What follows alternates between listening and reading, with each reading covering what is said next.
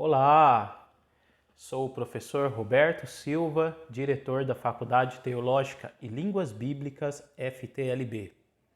A todos que participaram do seminário temático mensal, que trabalhou o tema História, Expansão e Controvérsias do Assembleianismo Brasileiro, de 1910 a 1930, meu muito obrigado. E aqueles que estarão assistindo, comprando posteriormente o vídeo, a videoaula, assim como o conteúdo produzido em slide, meu muito obrigado.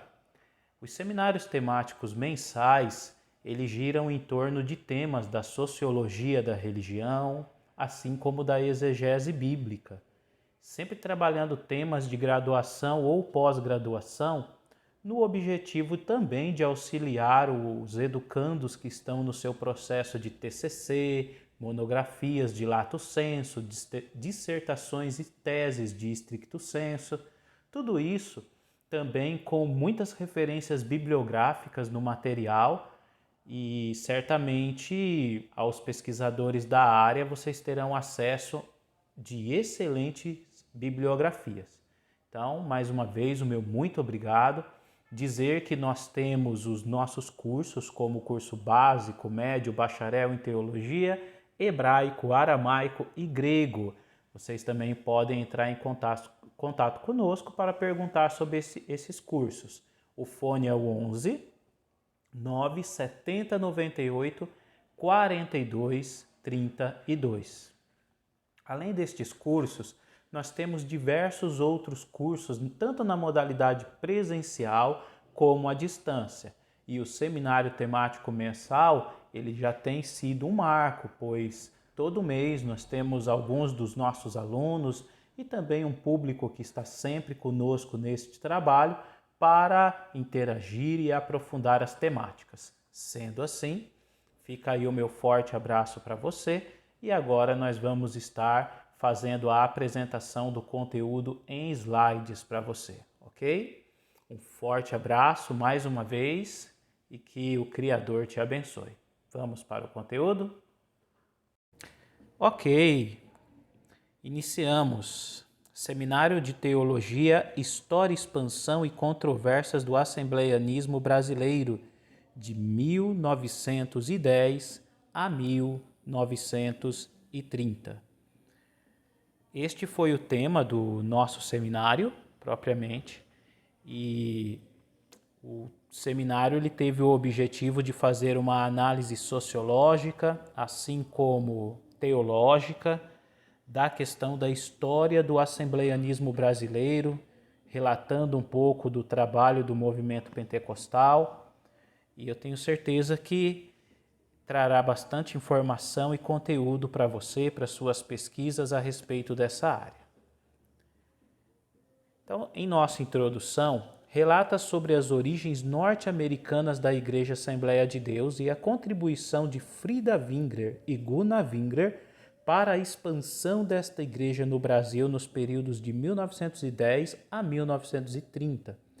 É importante ressaltar que esses 30 anos, essas 3 décadas, se refere às 3 primeiras décadas do assembleianismo brasileiro, mesmo sabendo que o nome Assembleia de Deus só ocorrerá em 1918, mas por trás da figura do assembleianismo temos o pastor batista Gunnar Wingler, que desenvolve um belo e bonito trabalho, posteriormente com a sua companheira Frida Wingler. Então vamos para a história. A teologia vista nos hinos traduzidos por Frida Wingler e seu esposo Gunnar Wingler, também as melodias seculares e folclóricas norte-americanas que Paulo Leivas Macalão traduziu e introduz na harpa como sendo hinos de sua autoria, ou seja, falar da história do assembleianismo brasileiro é falar também de sua produção hínica. Hinos que, teoricamente, às vezes para o público assembleiano são considerados mais sagrados, mais inspirados por estarem na harpa. No entanto, as origens de alguns desses hinos ou de algumas destas músicas são de origem norte-americana, propriamente do cenário secular. Então aqui nós teremos algumas provocações. Até onde podemos considerar uma música sacra quando essa música ela vem de uma origem secular que não tem uma proposta cristã, nem evangelical e nem gospel? Então temos aqui uma provocação que será trabalhada. Para relatos de tais acontecimentos, fez uso de pesquisa bibliográfica que constatam vários acontecimentos da trajetória de vida dos pioneiros e fundadores da Assembleia de Deus no Brasil. Então, começando, temos a origem. Grande parte dos historiadores que pesquisam sobre o cristianismo das igrejas, sobre o crescimento das igrejas Assembleia de Deus no Brasil, são unânimes em mencionar o movimento pentecostal que surgiu na rua Azusa Street, em Los Angeles, Estados Unidos, Califórnia, em 1906, evidenciado no início do século XX. Falar de pentecostalismo é retornar ao trabalho de Azusa Street, que teve como figura o negro William Joseph Seymour, que juntamente com outras pessoas que faziam parte da igreja de Luciferal e de todo um movimento de santidade apostólico daquela época, desenvolveram um trabalho que ressignificaria as ideias do falar em línguas, as propostas propriamente da chamada glossolalia, o falar em línguas, um trabalho que também foi ensinado pelo ministro metodista Charles Fox Parham. Teve uma participação significativa para a notoriedade do avivamento em Azusa Street. O mesmo, em outubro de 1900, fundou uma escola bíblica na cidade de Topeka, no estado do Kansas, e ensinou para seus alunos que a evidência bíblica do batismo com o Espírito Santo era o falar em línguas. Foi muito interessante o trabalho do Parham, porque como reverendo metodista daquela época, eles tinham uma outra teologia, uma teologia mais inclinada a uma releitura soteriológica do arminianismo, alguns posicionamentos propriamente do ensino metodista, algumas das teologias wesleyanas, e o Charles Fox Parham inclina-se a uma nova interpretação hermenêutica de Atos dos Apóstolos, sugerindo que era possível vivenciar o fenômeno de falar em línguas para o seu tempo, e assim ele leva esse ensinamento para a escola Betel, propriamente a sua escola. Desde então, Parham começou a pregar e a ensinar que havia 3 obras da graça disponíveis para o crescimento espiritual, a saber, o batismo com o Espírito Santo, a salvação e a santidade. Essa pregação de um tripé não era somente a pregação de Parham, mas também a pregação de todo um cristianismo daquela localidade que fazia uma interpretação do falar em línguas, da salvação, da santidade. A igreja de Luciferal, que quando a mesma foi trabalhar na casa de Charles Fox Parham, William Joseph Seymour cuidou dessa igreja. Depois ela retorna para essa igreja trazendo um pouco dos ensinamentos de Parham, e o próprio Parham ele também desenvolve um trabalho nessa comunidade cristã, e assim as suas teologias vão começar a se pluralizar. Enquanto Parham fundamentava sua teologia, um afro-americano que se chamava William Joseph Seymour, no ano de 1905, viajava para Houston, Texas. Neste local, Seymour frequentou uma igreja do movimento de santidade, composta de negros, pastoreadas por Lucy Farrell, a qual se mudou para Kansas City, deixando a igreja sob os cuidados de Seymour, segundo informa o Araújo. Ou seja, Quando a pastora Farron foi trabalhar na casa de Parham, Seymour cuida da igreja.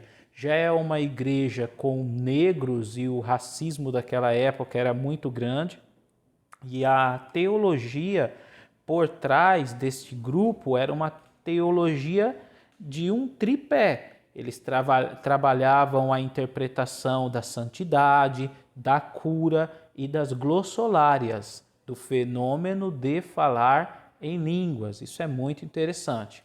Então temos aqui uma imagem representativa de William Joseph Seymour, uma foto do Seymour, e temos também do reverendo Charles Fox Parham, que foi o reverendo metodista que fez uma releitura hermenêutica de Atos dos Apóstolos a partir do que seria o marco do pentecostalismo, o fenômeno de falar em línguas.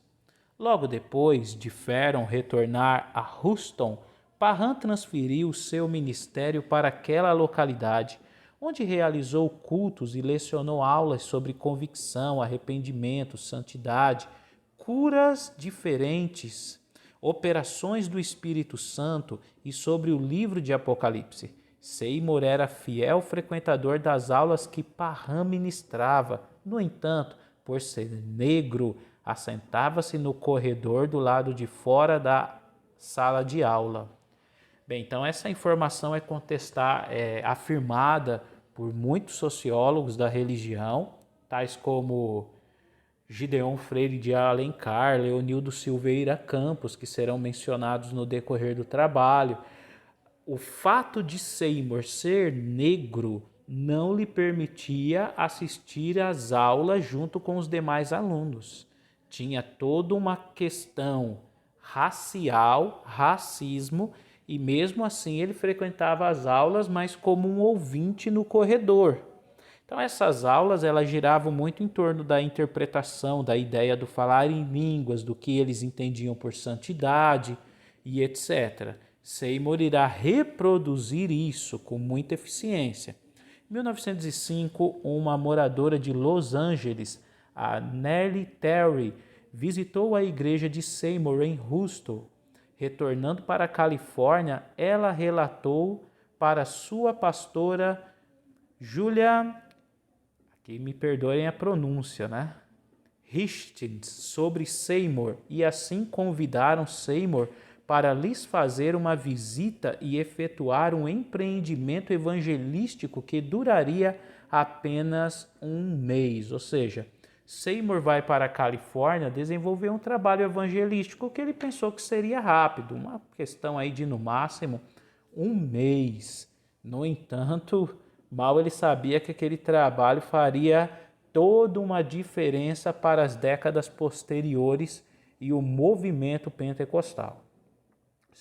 Seymour chegou a Los Angeles em 22 de fevereiro de 1906 e dentro de 2 dias começou a pregar na igreja de Julia sobre a regeneração, santidade, cura pela fé e o batismo com o Espírito Santo como a evidência de falar em línguas. A pastora Júlia e os presbíteros questionaram Seymour pelo fato de ainda não ser batizado com o Espírito Santo, pois não tinha vivenciado a experiência de falar em línguas, ou seja, Seymour pregava uma experiência que ele ainda não tinha vivido. Ele ainda não tinha falado em línguas, por isso ele era questionado pela comunidade de fé, que posteriormente, acredito que todos inclinaram-se a esse trabalho, a essa pregação e buscar essa experiência fenomenológica para sua prática religiosa. Seymour, Richard e Ruth Aspery e seu grupo descobriram um prédio disponível na rua Azusa Street, número 312, que tinha sido construído no objetivo de ser uma igreja episcopal metodista africana. Este local passou a ser a Igreja Missão de Fé Apostólica. É importante destacar que o trabalho de Seymour girou em torno da Igreja Missão de Fé Apostólica, ou seja, é uma outra concepção de apostolado que não se retrata ao apostolado do cristianismo de origem e nem às comunidades cristãs de linha apostólica moderna, ligados ao trabalho celular e às visões G12, M12 e MDA. Então, esse apostolado era embasado em uma interpretação de santidade, cura e falar em línguas. Se diverge propriamente do movimento apostólico da contemporaneidade. Então, Seymour acreditava que seria um trabalho rápido de evangelização, no entanto, esse galpão acabou sendo o espaço sagrado, em uma terminologia sociológica, um espaço sacro para suas reuniões culticas. Enquanto o chamado Avivamento de Azusa Street conquistava o seu espaço, dois jovens suecos que deixaram a Suécia em busca de emprego nos Estados Unidos ouviram falar dos cultos que Seymour estava realizando e foram até ele. Um deles era pastor batista que se chamava Gunnar Wingrer, o qual residia na cidade de South Bend, no estado de Indiana, que ficava a cerca de 100 quilômetros de Chicago, e o seu companheiro Daniel Berg, que não tinha formação teológica nem ordenação pastoral, e continuou assim após contribuir com a expansão do pentecostalismo brasileiro, nos menciona Alencar, ou seja, mesmo Daniel Berg, desenvolvendo um trabalho ao lado do fundador do assembleianismo brasileiro, que foi o Gunnar Wingrer, na morte do missionário, Daniel Berg aqui no Brasil não assumiu o assembleianismo brasileiro.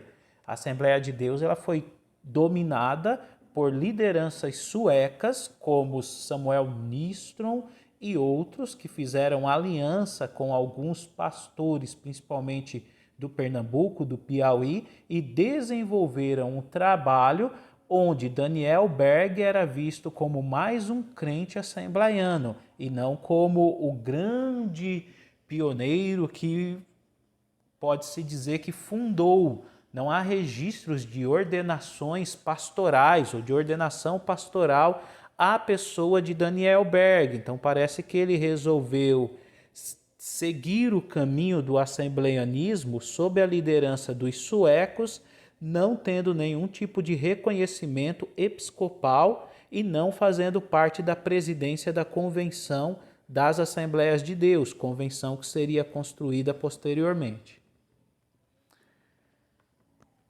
Os dois jovens suecos embarcaram na terceira classe do navio Clemente, deixando Nova York no dia 5 de novembro de 1910 e desembarcaram no Brasil, na cidade de Belém do Pará, no dia 19 de novembro de 1910. Ou seja, Gunnar Wingrer e Daniel Berg permaneceram um tempo com Seymour e aprenderam um pouco daquela teologia da ideia da santidade, do fenômeno de falar em línguas, e trouxeram isso para a primeira igreja batista do Belém do Pará, liderada pelo Raimundo Nobre, o qual não achou muito amigável e nem uma aceitação teológica essa nova interpretação pneumatológica. Assim, com pouco tempo, começou a proporcionar conflitos. Esses ensinamentos gerariam grandes conflitos. Então, de acordo com Alencar, os jovens sentiram dificuldade para se comunicar, pois não dominavam a língua portuguesa e não tinham recursos financeiros. Hospedaram-se em um modesto hotel e encontraram sobre uma das mesas um jornal que tinha o endereço do pastor sueco Justus Nelson.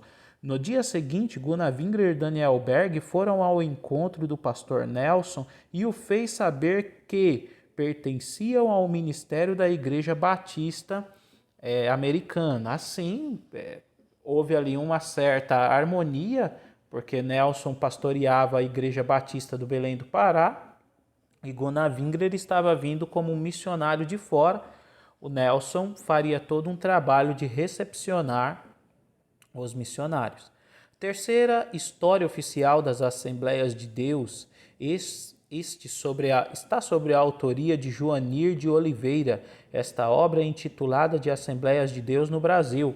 A mesma relata que os crentes liderados por Gunnar Wingrer e Daniel Berg iniciaram a Igreja Missão de Fé Apostólica com 19 pessoas. E Gunnar Wingrer foi aclamado seu pastor. Quanto ao nome Assembleia de Deus, este foi oficialmente registrado em 11 de janeiro de 1918 por indicação do pastor Gunnar Wingrer. Ou seja, queridos, quando ocorreu de Gunnar Wingrer trazer na Igreja Batista as novas interpretações pneumatológicas embasadas na possibilidade do falar em línguas, houve uma reunião extraordinária e o Raimundo Nobre, que estava cuidando da igreja, ele fez uma assembleia e perguntou quem concordava excluir Gunnar Wingrer, Daniel Berg e todos que aderiram àquela interpretação pneumatológica. Assim, Gunnar Wingrer, Daniel Berg e mais 17 pessoas se levantaram defendendo a pregação e a ideia do falar em línguas, e essas 19 pessoas foram excluídas, foram para a rua Cerqueira Mendes e iniciaram reuniões culticas sobre o nome Missão de Fé Apostólica. Então, o trabalho inicia com a mesma titulação da igreja de Seymour e só em 1918 há a substituição do nome para Assembleia de Deus no Brasil. Em 1917, Gunnar Wingrer tinha se casado com Frida, que se conheceram no Seminário Batista de Chicago, no seu período de graduação em teologia, e em 1918 houve a substituição do nome. Quanto à expansão do assembleianismo brasileiro, o historiador Boris Fausto notifica que não foi obra do Espírito Santo, mas a crise da borracha que sucedera durante o período da expansão da Igreja Assembleia de Deus, que ainda era missão de fé apostólica, ou seja, em 1914 houve uma crise da borracha nas localidades do Belém do Pará e muitos trabalhadores necessitaram retornar para suas regiões, Pernambuco, Piauí, Ceará. Então houve uma necessidade deles retornarem para suas regiões, mas eles faziam parte do trabalho eclesiástico de Gunnar Wingrer, em uma interpretação onde o Espírito Santo adivinha sobre a vida da cristandade e possibilitava que os mesmos falassem em línguas. Este grupo retornar para os seus estados com essa interpretação pneumatológica, seria muito difícil continuar interpretando dessa maneira, visto que as demais igrejas não tinham essa interpretação. Logo, eles precisaram ir para suas localidades e levar essa interpretação pneumatológica, fundando igrejas. E assim o movimento Missão de Fé Apostólica vai crescer. Em 1918 vão substituir a placa para Assembleia de Deus e nós vamos ter então o assembleianismo espalhado em estados distintos e crescendo cada vez mais, porque é uma linha cristã que se familiariza muito com o público mais pobre daquela região, os cortadores de cana do Pernambuco, os quais de segunda a sábado trabalhavam na labuta, mas no domingo pela manhã iam para a escola dominical com uma roupa específica, num estilo de look sueco, simbolizando ou semelhante à roupa dos seus patrões. Isso trazia toda uma perspectiva de significado para eles, porque de segunda a sábado são cortadores de cana, mas no domingo eles estão ali da mesma forma que os seus patrões, donos do engenho. Muito interessante essa informação, peço que vocês anotem. Grande parte do de nordestinos do Ceará, Piauí e Pernambuco retornaram para seu estado e levaram a pregação do batismo com o Espírito Santo, evidenciado pelo falar em línguas. Eles não tiveram espaço em igrejas protestantes e tiveram que iniciar uma igreja, Missão de Fé Apostólica, que a partir de 1918 se chamou Assembleia de Deus. Literatura assembleiana, em 1917 nasceu o jornal Voz da Verdade, o qual notificava a viagem evangelística dos missionários Daniel Berg e Samuel Nistron nas igrejas Missão de Fé Apostólica. Em 1924, Gunnar Wingrer iniciou no Rio o jornal Som Alegre, que circulou por um ano e depois se chamou Mensageiro da Paz. Então, houve uma certa produção literária assembleiana e Frida Wingrer teve um papel fundamental, porque de 1920 a 1930, seu esposo sofreu muito de enfermidades, dores no estômago. E quem desenvolvia esse trabalho jornalístico e literário era sua esposa Frida Wingrer. Então ela teve um papel de suma importância na história da literatura pentecostal assembleiana. O jornal Mensageiro da Paz tornou-se um dos vínculos mais importantes para a divulgação da doutrina do batismo com o Espírito Santo, um dos veículos mais importantes. O Mensageiro da Paz ele é um jornal assembleiano que até hoje, em algumas igrejas Assembleia de Deus, ele circula fazendo menção das suas festividades, congressos, reuniões, convenções e etc. Segundo Braga, em 1921, a Assembleia de Deus lançou o primeiro hinário intitulado de Cantor Pentecostal, composto de 44 hinos e 10 coros. Este foi o maior veículo de transmissão dogmática assembleiana em meio a uma membresia semi-analfabeta. Isso é interessante destacar, pois temos já em 1921 o Cantor Pentecostal com 10 coros e os pensamentos teológicos assembleianos, principalmente ligado à sua interpretação pneumatológica e à sua concepção escatológica, eram melhor compreendidos de forma cantada do que lida, porque grande parte da membresia assembleiana era de analfabetos ou semiletrados naquele momento, e dessa maneira, cantar a sua teologia contribuía para que os mesmos assimilassem melhor a sua teologia.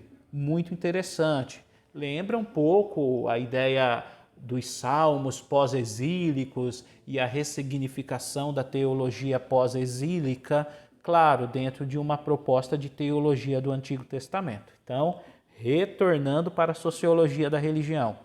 Em 1922, foi lançada em Recife, Pernambuco, a primeira edição da Harpa Cristã, que se tornou o hinário oficial das Assembleias de Deus no Brasil. O missionário Gunnar Wingrer contribuiu para a difusão da teologia pentecostal por intermédio de 2 hinos por ele transcritos e traduzidos, os quais são vistos na Harpa Cristã sobre a sigla GV. Alguns assembleianos não sabem ler as siglas das suas harpas e é importante, porque você tem ali o nome talvez do autor ou daquele que pegou a letra estrangeira e inseriu uma melodia com letra nacional em cima, né? Por isso ele faz uma transcrição propriamente da música, que tem origens norte-americanas, de um cenário secular, mas que lançou uma letra nacional em cima. Wingrer traduziu o hino de número 79 da Harpa Cristã, o qual tem por autor J. Bruce Evans, em 1906. E aí temos aqui o coro da música: Sua graça me basta, a mim, sua graça me basta, a mim, na vida de a quem no céu também sua graça me basta a mim. Eu não conheço a melodia cantada, mas percebe-se que a letra fala muito da ideia da graça.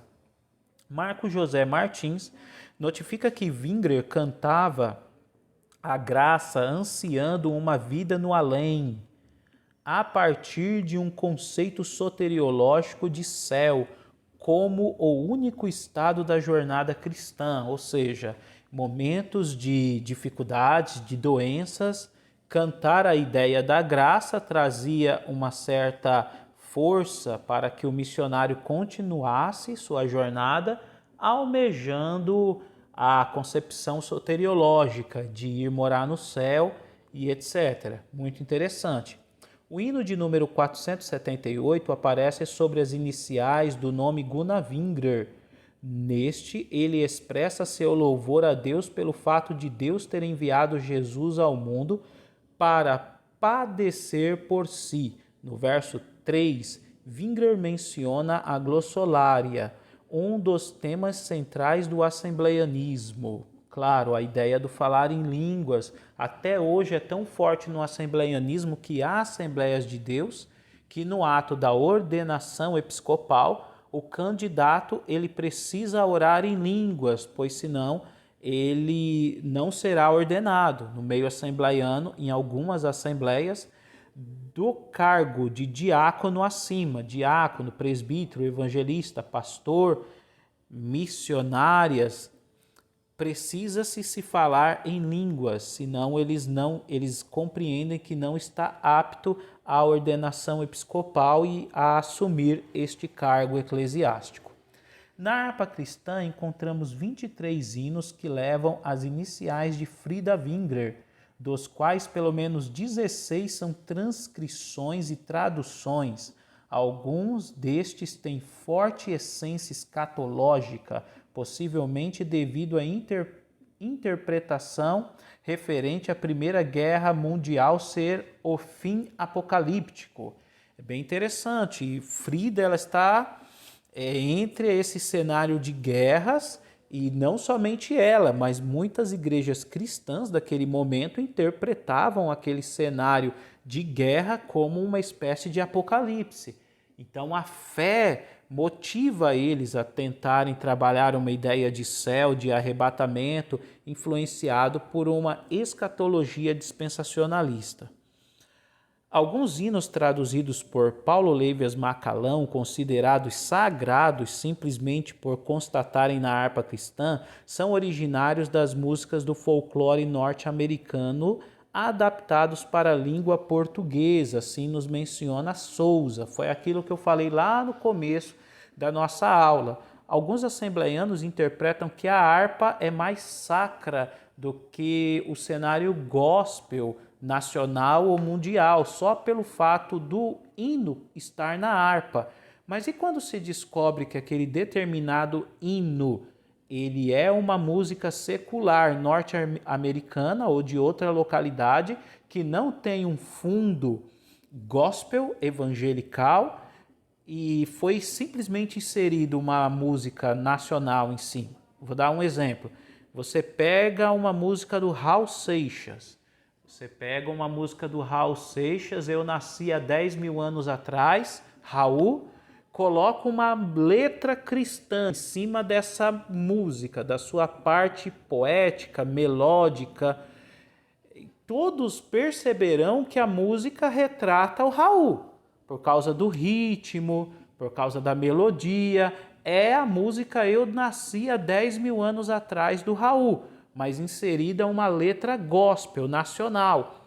Essa música, na sua opinião, ela será sacra, porque tem uma letra nacional em cima da melodia considerada por alguns profanas, por ser do Raul, um rock secular, ou não se pode fazer isso? Perceba como é complexo. Perceba como é complexo, porque dependendo da sua resposta, assim é alguns hinos da harpa cristã, músicas seculares que não tinham a ver com um contexto evangélico ou cristão, que foram traduzidas com letras nacionais gospel sobre uma melodia e uma música norte-americana. como por exemplo o hino de número 388, que tem por título Canto Crente, cuja sigla Paulo Lévias Macalão indica ser da autoria de Macalão. É uma música do folclore estadunidense. Seu título original é Work for the Night is Coming e significa para a noite está chegando. Quanto à letra original desta música, pode-se perceber que sua intencionalidade não é efetuar intenções litúrgicas nem mesmo religiosas. Pelos seus versos, é possível perceber que o foco principal é o trabalho incansável dos homens. Ou seja, possivelmente era uma música secular cantada num ambiente de escravagismo, e foi inserida uma música gospel em cima de uma melodia secular. O hino 205, que tem por título Graça, Graça, foi traduzido por Macalão. A letra expressa a graça divina e seus incontáveis atributos manifestados por intermédio de Jesus Cristo. Esta é também uma música folclórica dos Estados Unidos. Seu título é My Bunny. Era uma música cantada no ambiente escolar e de autoria desconhecida. Não é de origem religiosa, muito menos litúrgico.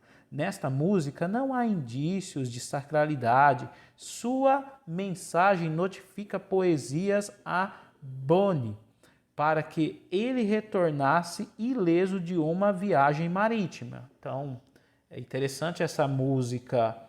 Ela tem todo um outro cenário poético por trás da figura do Bonnie, né? My Bunny, e embasado nisso foi trabalhada uma letra nacional em cima, ou seja, quem ouvia a música e conhecia a música original se lembrava do ritmo, da melodia e das poesias direcionadas ao sujeito da música, o Bonnie, diferente propriamente da letra nacional que vai manter a melodia, o ritmo, a estrutura musical e inserir a letra nacional em cima.